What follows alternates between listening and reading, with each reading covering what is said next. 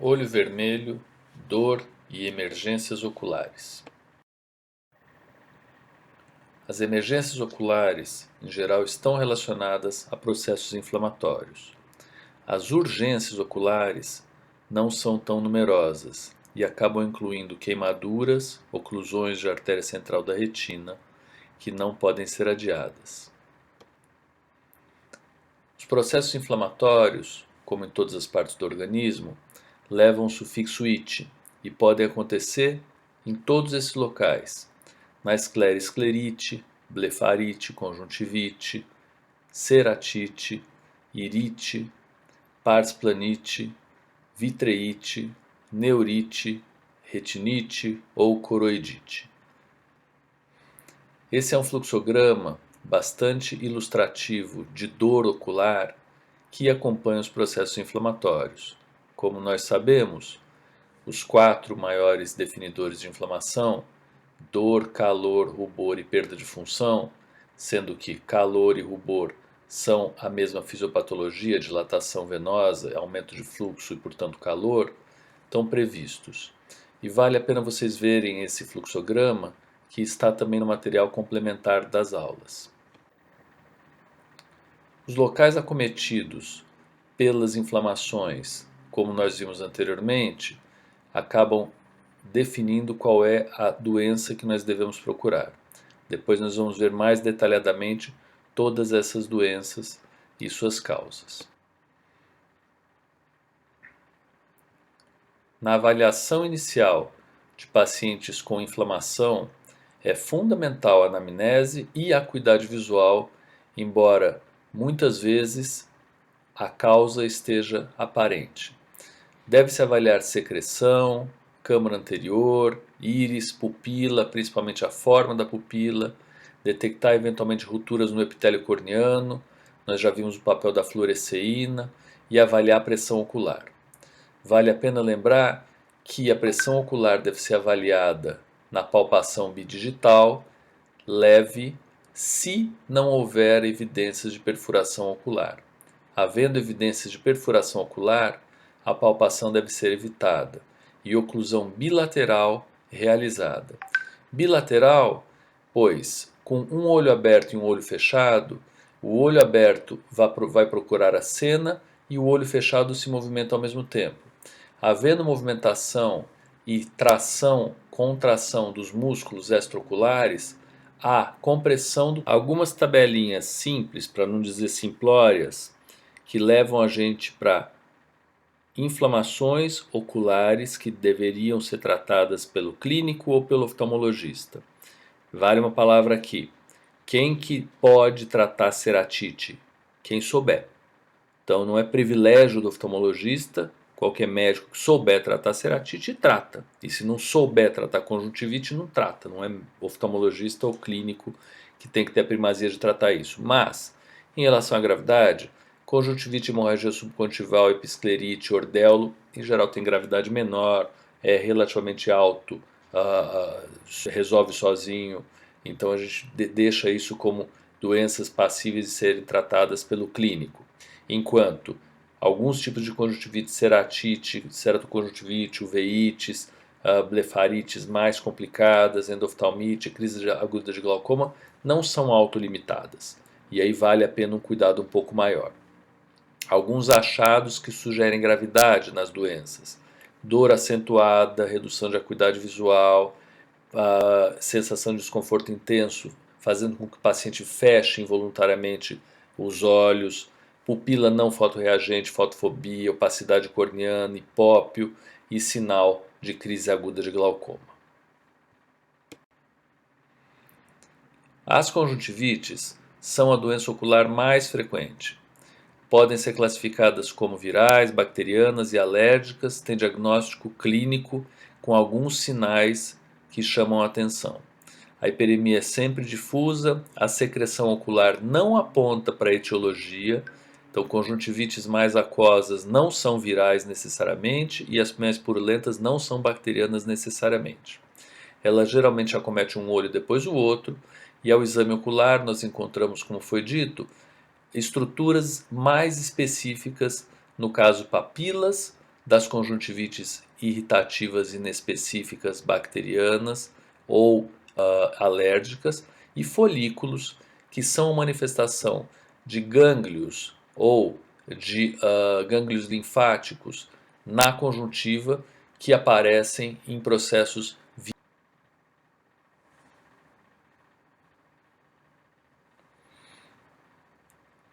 A conjuntivite mais frequentemente encontrada em nosso meio é a viral. Tem como etiologia o adenovírus, herpes, varicela. Importante lembrar que, sendo varicela ou herpes, não devemos tratar a conjuntivite com corticoide.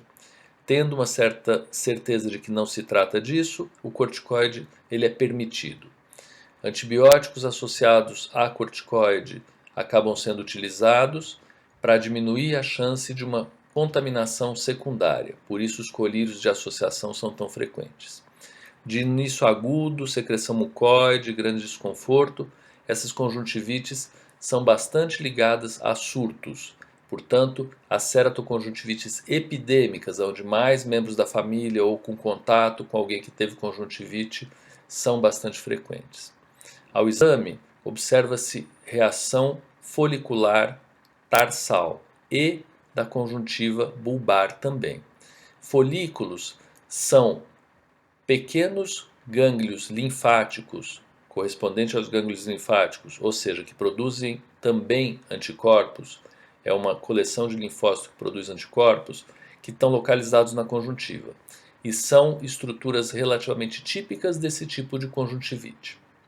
Deve-se prevenir o contágio e o tratamento, a princípio, é sintomático, mas, novamente, pode-se entrar com corticoide e antibiótico, dependendo do caso. Compressas frias com chá de camomila são bastante indicadas, porque a pele costuma ficar mais macerada, ressecada e o chá de camomila tende a. Esses são algumas imagens de conjuntivite viral. Vocês podem ver de perto os folículos, que são essas, entre aspas, bolinhas na conjuntiva dos pacientes. Em geral bilateral, um olho mais acometido do que o outro. Pode existir hemorragia se o vírus tiver um tropismo pelos vasos, acarretando ruptura da parede dos mesmos. Conjuntivite bacteriana.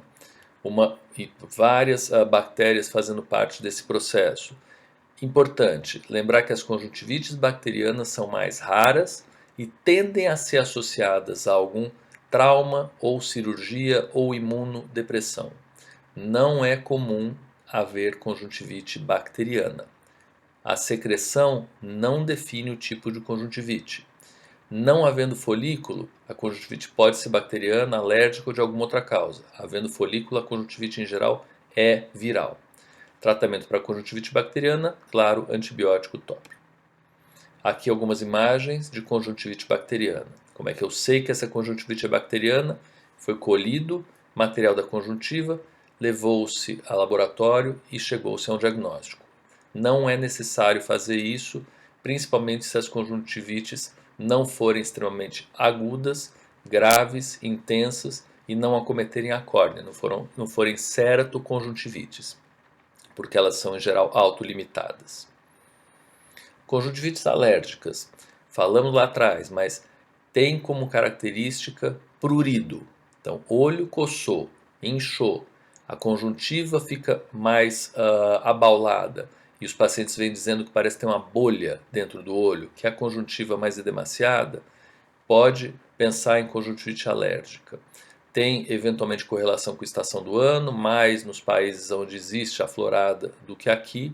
Início abrupto, ela é bilateral, pode apresentar papilas, não folículos, ela é autolimitada e colírio antihistamínico funciona relativamente bem. Lembrar que se o quadro for sistêmico é melhor tratar sistemicamente. Essas são algumas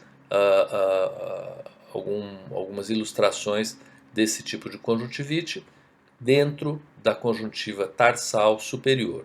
É importante everter a pálpebra superior para procurar corpo estranho, para procurar manifestações de conjuntivites. Outras causas tóxicas mecânicas com lente de contato, existem as mais variadas e é importante tirar o agente causador. Existe um tipo de olho vermelho que ele não é inflamatório e ele assusta muito os pacientes, que é essa hemorragia subconjuntival. Ela acontece muito com pacientes com olho seco de manhã cedo. Então eles acordam, nem percebem nada, vão ao banheiro, fazem barba, tomam banho, sai disso, olha no espelho, o olho está vermelho. O que aconteceu? O olho durante a noite ficou mais ressecado, a gente produz menos lágrima quando dorme. Quando acorda, abre o olho, pisca, rompe um ou outro vaso e extravasa sangue. Como a esclera é branca, esse contraste entre o vermelho do sangue e o branco da esclera assusta muito o paciente, ele vem correndo. O que é importante nesse caso? Descartar alguma perfuração ocular. Se tiver só hemorragia subconjuntival, ou seja, superficial, o tratamento é simplesmente observação. A evolução é benigna, regride espontaneamente em 2 a 3 semanas. Então, essas são algumas imagens de hemorragia subconjuntival. Podem ser muito abundantes, então pode ter muito sangue no espaço entre a conjuntiva e a esclera. Existe em geral um nível líquido, porque houve sangramento, o sangramento fica em um nível por ser líquido, e isso é reabsorvido. Em alguns casos, esse sangue migra para a pálpebra inferior, então se vê manifestações parecendo olheira embaixo, e isso também é absorvido depois de algum tempo. Ordelo, ou terçol, ou espinha, entre aspas, várias aspas, palpebral. O que acontece aqui são obstruções das glândulas de Meibômios. E algumas vezes essas obstruções, e as glândulas produzem gordura, quando obstruídas fazem um acúmulo de gordura, elas são infectadas por estáfilo. Estáfilo normal que mora na pálpebra. Só tem, entre aspas, mais comida para esse estáfilo, portanto ele se reproduz mais.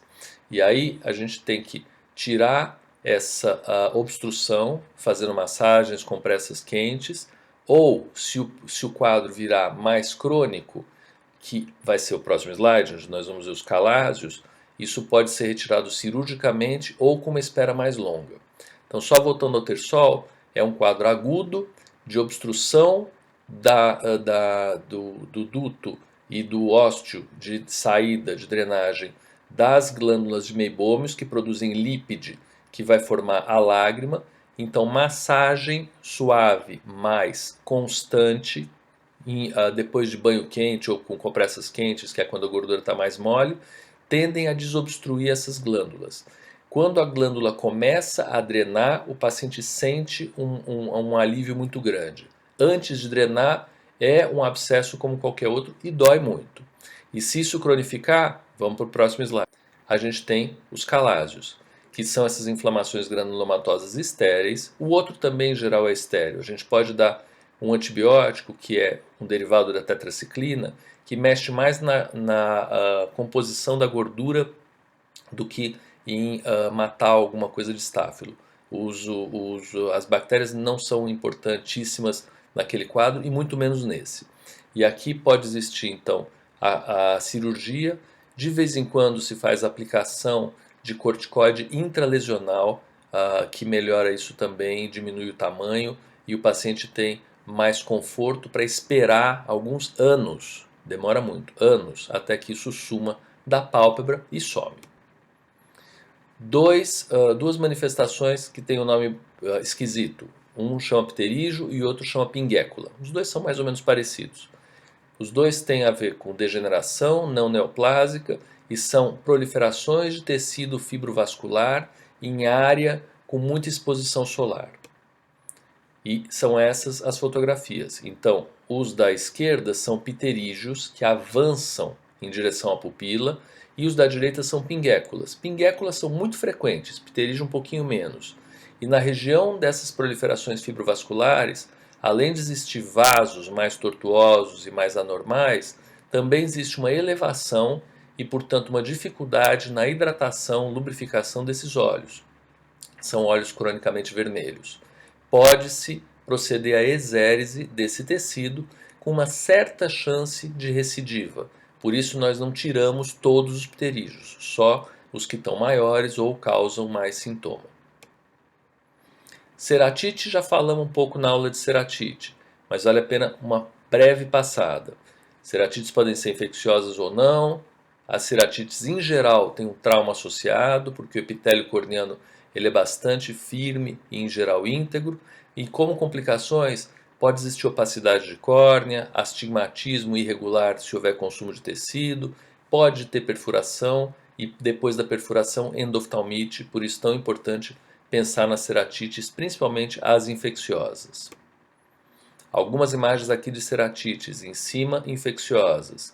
Aquela em forma de anel é uma ceratite por ameba, por acantameba, presente na água, relativamente frequente em pacientes que usam lente de contato descartável e tem uma má higiene dessas lentes.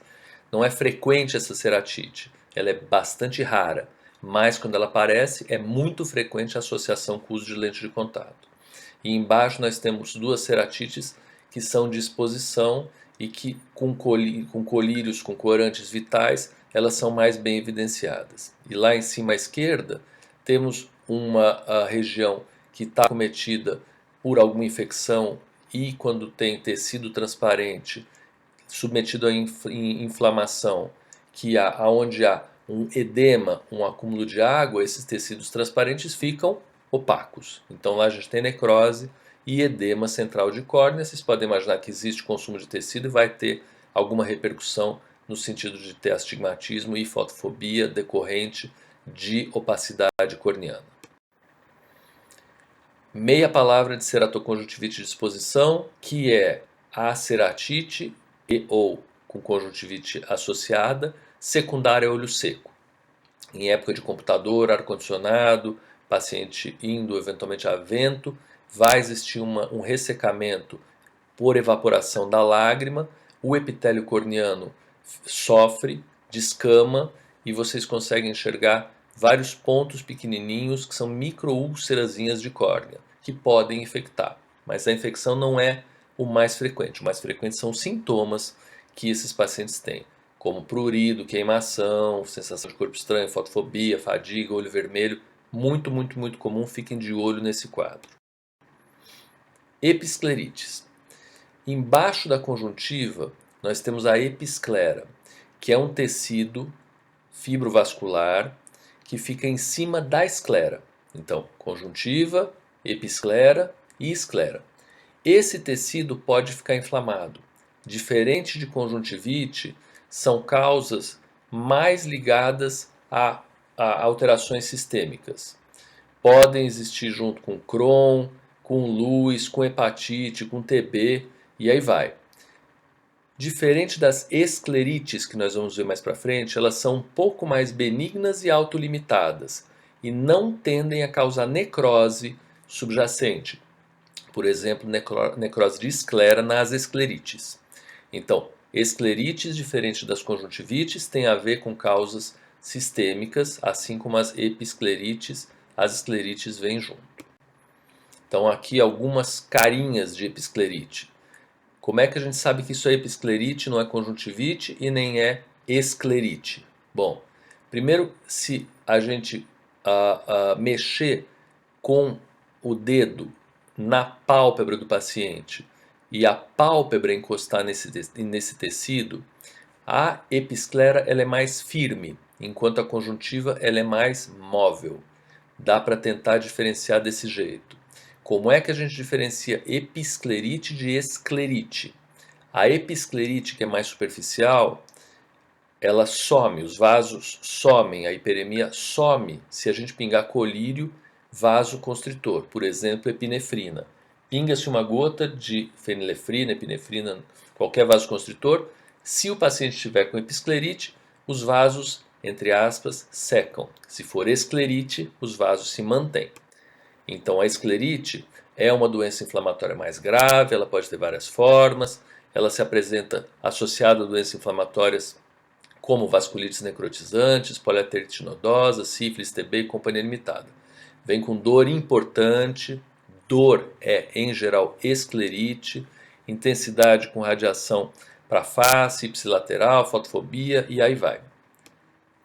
Pode evoluir com perda ocular por perfuração, descolamento de retina. Então vocês veem que ela é muito mais grave e o tratamento deve ser mais agressivo, sistêmico. Aqui nós temos algumas imagens de esclerite. E aqui vocês veem uma esclerite já com exposição do trato uveal, isso porque houve consumo da esclera e nós estamos vendo por transparência o conteúdo intraocular. Vocês imaginam a gravidade desse tipo de quadro. Tabelinha com diferença de episclerite e esclerite, não acho que vocês tenham que saber tudo isso aqui, mas o tal do teste da fenilefrina. Então, se colocar fenilefrina 10% diminuir a hiperemia, episclerite. Não tem alteração, esclerite. Mais grave, esclerite. Dor, alteração sistêmica, esclerite. Tratar com mais energia. Uveites são inflamações específicas intraoculares. As uveites, elas são inflamações de todo o tecido uveal, que compreende íris, corpo ciliar, coroide e pode acometer outras estruturas também, como retina, vítreo e nervo óptico.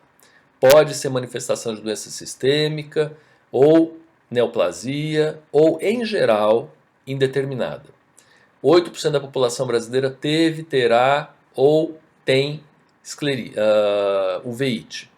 Em 10% dos casos, a visão é prejudicada e 1% a consequência é cegueira. Vale a pena, quando vocês ouvirem a palavra uveíte, ligar imediatamente a outra palavra que é toxoplasmose. Então, a maior causa de uveíte, a gente vai ver de novo isso para frente, no Brasil é toxoplasma. Elas podem ser divididas entre granulomatosas e não granulomatosas. Isso em relação à aparência que elas têm dentro do olho. As granulomatosas têm como causa tuberculose, sífilis, sarcoidose e aí vai. As não granulomatosas, em geral, doenças reumáticas e tem dor, lacrimejamento, hiperemia. Então tem alguma diferenciação entre elas. A de cima ela é granulomatosa, vocês veem alguns grânulos como se fossem agregados celulares no endotélio corneano, e a de baixo tem uma hiperemia geral, não tem esses agregados celulares grudados no endotélio corneano, não granulomatosa. Ela também pode ser dividida entre anterior, posterior ou pan, total, uveíte. E também tem causas mais comuns de uveites anteriores, posteriores, da pan-uveíte. As anteriores, Reiter, Crohn, BC, artrite reumatoide e aí vai. As posteriores, que em geral são mais graves porque acometem a retina, acabam levando junto a toxoplasmose, que eu falei para vocês, sarcoidose, sífilis TB e toxocaríase. Toxoplasmose, toxoplasmose, toxoplasmose, importantíssimo em relação ao uveíte. Pode ter uveíte anterior isolada por toxoplasma? Tudo pode, mas é muito mais raro. Em geral, a toxoplasmose é uma corioretinite, que então é posterior, para trás do cristalino, ou uma pan-uveíte. Então, o toxoplasma se apresentando na forma de pan-uveíte. A pan-uveíte clássica, ela é bilateral. Toxoplasma não. Toxoplasma é, em geral, unilateral. E as causas aqui, Vogt-Koyanagi-Arada, oftalmia simpática, BC, TB, e aí vai. Vocês veem que as causas são mais ou menos parecidas, elas se repetem, principalmente herpes, BC, TB, sarcoidose. A gente tem essas causas andando por todos os tipos de uveíte que a gente... Aqui, toxoplasma. 80% de todas as uveites é a principal causa de uveíte posterior, causando vitreite e reação na câmara anterior. Vocês veem esses granulomas, por isso a gente chama também de panveíte. Visão borrada, mosca volante, hiperemia, fotofobia, em geral não tem dor. Como sinal frequente, nós vemos lesões retinianas ativas, como essa primeira pequenininha da esquerda, que tem uma dificuldade de ver polo posterior, porque a lesão está exudando. Depois de algum tempo, essa lesão vira cicatricial. E a gente vê essa segunda figurinha que está no cantinho do slide, que é só uma cicatriz com um halo escuro em volta, que não tem mais atividade. E que exames laboratoriais nós devemos pedir em caso de suspeita de uveíte? Inúmeros. HLA-B27, para tentar ver se tem espondilite anquilosante, VDRL, FTABS, todos esses específicos, eventualmente PPD para tuberculose, o que no nosso meio não é tão importante, porque muitos pacientes já fizeram MANTU e converteram, e agora vai dar positivo por conta do MANTU e não da uveíte, ANCA para Wegener, e aí vai. Em uveites anteriores, tratamento. Como a uveite anterior ela é bastante próxima da superfície ocular, colírios penetram essa superfície ocular e colírio de corticoide é efetivo. Atropina, para não deixar o corpo ciliar se movimentar e diminuir um pouquinho a dor, ou ciclopentolato, tratar a doença de base e, claro, acompanhamento contínuo. Nas posteriores, doença de base. Então já falamos, desfalamos 30 vezes em toxoplasmose, que se trata com sulfadiazina 1 grama a cada 6 horas e pirimetamina 50 mg por dia, tudo isso por 4 a 6 semanas. Sífilis, tratamento específico. Glaucoma de olho fechado vocês já viram lá atrás, mas é uma causa importante de olho vermelho que tem que ser detectada pela palpação. Nós vemos o olho endurecido, lacrimeja, fica branco, fotofobia, dor importantíssima, perda de visão, pupila hemiamidríase, quadro que se iniciou no escuro, tem que ir para tratamento, tem que fazer diagnóstico, tratamento com manitol, com diamox, eventualmente com laser, com colírios, fazer tudo para diminuir a pressão desses olhos, porque são olhos com pressão extremamente elevada, na casa dos 40, 50 milímetros de mercúrio, que se ficarem desse jeito, vão para a perda de campo visual rapidamente, em poucos dias, e depois perda de visão central também. E aqui um paciente com glaucoma agudo. Trauma ocular. Os traumas acabam sendo divididos entre mecânicos e não mecânicos. Mecânico, contuso, penetrante, não mecânico, fundamentalmente as queimaduras, que podem ser térmicas, elétricas e lá se vai. Os traumas mecânicos também são divididos entre contuso e penetrante. E as características intraoculares são muito parecidas, mas é importante diferenciar se houve ou não penetração intraocular. Muito porque se houve penetração, existe uma chance muito maior de endoftalmite e nós não devemos manipular esses olhos. Então, olhos com suspeita de trauma mecânico penetrante e a suspeita acaba passando por pupila desviada, por sangramento mais importante, dor maior, história de acidentes mais violentos, não devem ser manipulados. A gente deve fechar os dois olhos do paciente para ele não movimentar os olhos e não ter uma exposição de conteúdo. Claro que pequenas penetrações não tem que ter esse cuidado tão grande, maiores lacerações tem que ter. Politraumatizados, vocês têm que ficar espertos para esse tipo de trauma. Tá? Na avaliação inicial, história, acuidade visual até por motivos judiciais, então os pacientes precisam ter a acuidade visual tomada na entrada do pronto-socorro quando eles sofrem trauma, e exame externo e externo mesmo, com uma história de classificação. Tem substância química, não tem, tem perfuração, se a perfuração existe a oclusão que a gente já falou, e a substância química é fundamental porque se trata de uma das poucas urgências oftalmológicas. A substância química básica, soda cáustica. Então, queimadura por soda cáustica, que é relativamente frequente, é uma urgência oftalmológica. Urgência no sentido de que se vocês atuarem imediatamente, vocês ou o paciente, diminui brutalmente a chance dele ficar cego. Por que ele fica cego? Bom, porque a soda, ela penetra todo o estroma corneano, ela se difunde no humor aquoso, ela vai ao cristalino e, em geral, ela chega ao vítreo e, eventualmente, à retina. Então, a soda não para, ela vai e penetra o olho inteiro, causando uma inflamação enorme dentro do olho, claro que dependendo da concentração e do tempo de exposição. Diferente das substâncias ácidas. Essas são as bases. Então, as ácidas, na hora que elas tocam o olho, elas formam uma crosta e param a penetração. Claro que é péssimo ser queimado por ácido, mas é melhor ser queimado por ácido do que por base. E o que fazer numa queimadura qualquer, principalmente por base? Lavar copiosamente. Com soro fisiológico? Não, não precisa ser. Ah, com água boricada? Não, não precisa ser. Qualquer água. Então, água de torneira, olho aberto embaixo de água de torneira é suficiente, importante e indicado para esses tipos de queimadura. Imediatamente, abre o olho, bota embaixo da torneira e lava. Por quanto tempo? Muitos minutos. 10 minutos, 5 minutos. Não é abriu, pingou 2 gotas e acabou. Lava, lava, lava, lava, lava, lava e depois vai para o hospital.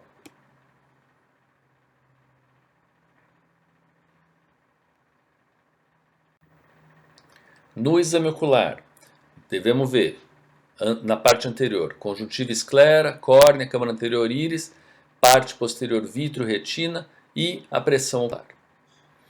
Corpos estranhos, em geral, estão grudados dentro do estroma corneano. De vez em quando eles ficam mais superficiais só no epitélio da córnea. E de vez em quando eles estão só na pálpebra. Não é muito simples essa diferenciação se eles estiverem na córnea, mas se eles estiverem na pálpebra, na conjuntiva tarsal, que nós acessamos evertendo a pálpebra, ou na conjuntiva na superior, ou na tarsal inferior, ou mesmo na conjuntiva bulbar, mas principalmente na tarsal superior e inferior, nada impede que vocês peguem um cotonete e tentem manipular esse corpo estranho. De novo, se ele estiver na conjuntiva, especificamente tarsal superior e tarsal inferior. Por quê? Porque se vocês manipularem ele e ele for pontudo e ele estiver em direção à parte mais interna do olho, ele pode até penetrar a conjuntiva tarsal, o que não tem grande problema, depois a gente vai lá e tira.